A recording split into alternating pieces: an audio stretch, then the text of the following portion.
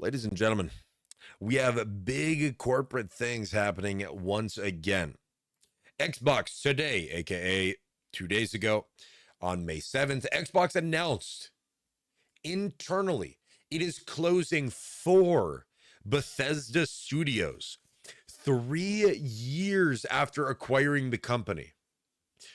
Arcane Austin, Tango Gameworks, creator of TGA winner Hi-Fi Rush, which we'll talk about some more, Alpha Dog, and Roundhouse. And people are absolutely losing their mind because they're like, why would Xbox buy Bethesda Studios for 3 years later to shut down 4 of their studios?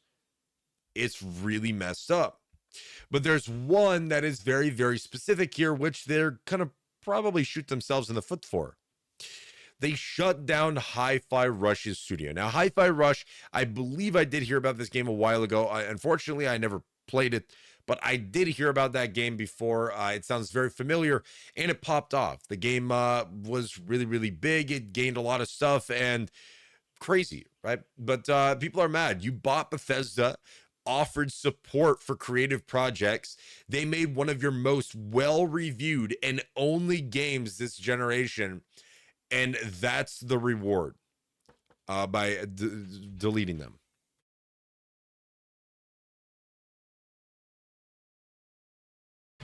By deleting them. So, and that goes on to say the next day, which I believe was yesterday, on May 8th, Microsoft says it needs games like Hi-Fi Rush the day after shutting down its studio. Xbox Game Studios boss Matt Booty told employees today, we need smaller games that give us prestige and awards. And Hi-Fi Rush was literally one of those games that did those exact same things. And yet they shut down the studio that made that game.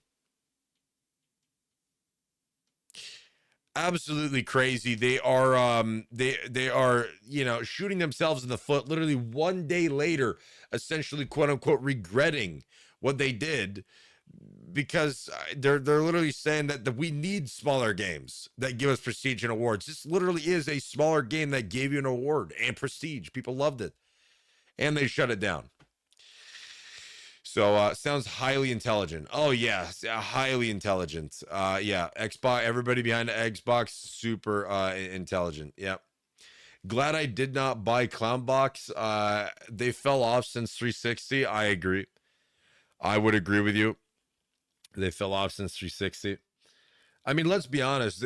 There's two companies that have the monopoly in the console industry right now in terms of, those kind of consoles, Xbox and PlayStation. Now you could say, well, oh, Nintendo. No, I don't count that. That's a whole other ball game.